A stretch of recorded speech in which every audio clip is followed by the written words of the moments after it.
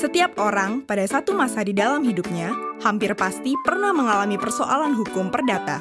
Mulai dari hutang yang tidak dibayar, barang yang tidak sesuai dengan pesanan, rusaknya barang oleh seseorang, dan lain sebagainya.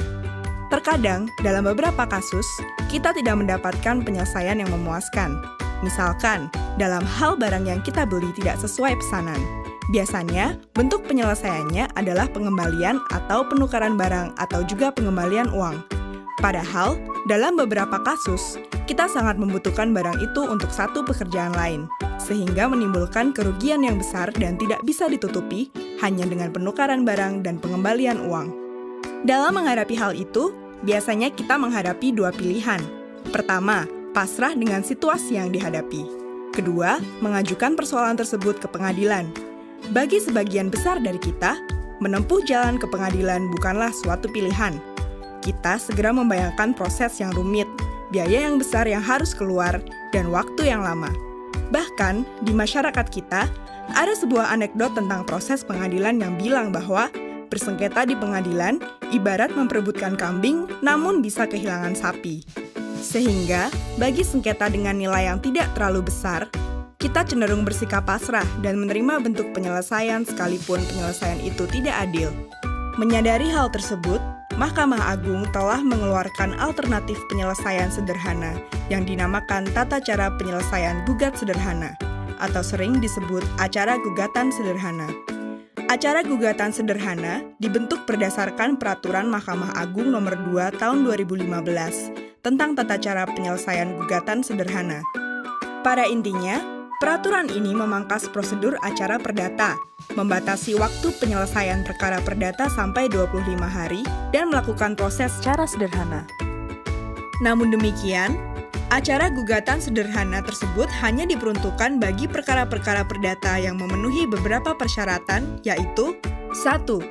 Nilai tuntutan yang diminta tidak lebih dari 200 juta rupiah dan tuntutan bersifat material. Tuntutan yang bersifat imaterial tidak dapat diajukan karena pembuktiannya tidak sederhana, seperti kehilangan reputasi, perasaan tidak nyaman, atau kerugian emosional lainnya.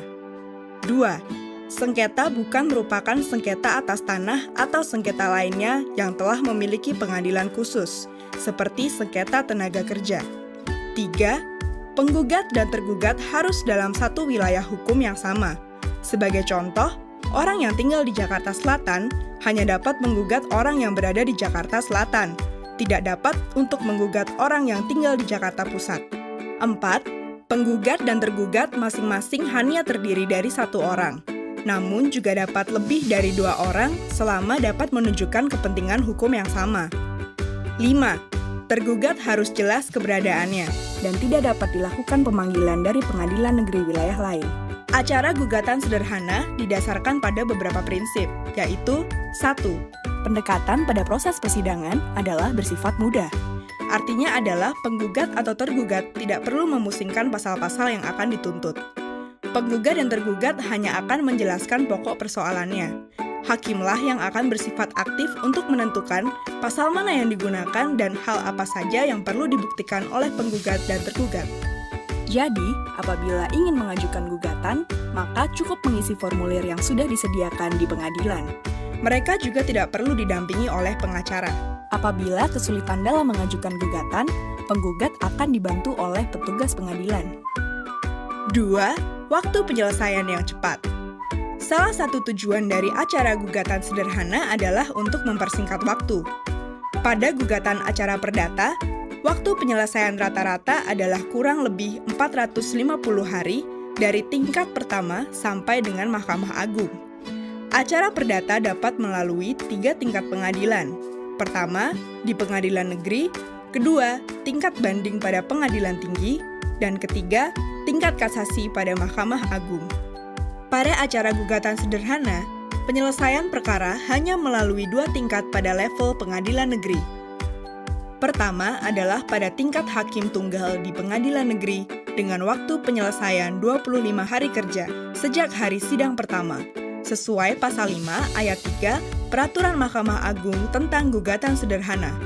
Pada tahapan ini, persidangan akan dilaksanakan oleh hakim tunggal yang memimpin dan memutuskan perkara. Kedua adalah tingkat keberatan oleh majelis hakim di pengadilan negeri. Apabila ada pihak yang tidak puas dengan putusan hakim tunggal, maka dapat mengajukan keberatan di pengadilan negeri yang sama. Adanya upaya keberatan tidak lain adalah untuk menjamin penerapan hukum untuk pencari keadilan, yang waktu penyelesaiannya adalah 7 hari kerja sejak majelis dibentuk. Sesuai pasal 27 Peraturan Mahkamah Agung tentang gugatan sederhana. Pada tahapan ini, perkara akan diperiksa ulang oleh majelis hakim, yang terdiri dari 3 orang hakim, tanpa memeriksa ataupun meminta keterangan tambahan dari para pihak. Tingkat keberatan pada pengadilan negeri adalah upaya hukum yang terakhir dan final. Para pihak tidak dapat mengajukan upaya hukum lainnya ke pengadilan tinggi ataupun ke Mahkamah Agung. Secara umum, keseluruhan proses dari pendaftaran hingga putusan dalam upaya keberatan akan berlangsung selama 58 sampai 60 hari kerja. Dengan adanya peraturan Mahkamah Agung ini, diharapkan terjadi peningkatan akses bagi masyarakat untuk memperoleh keadilan melalui pengadilan.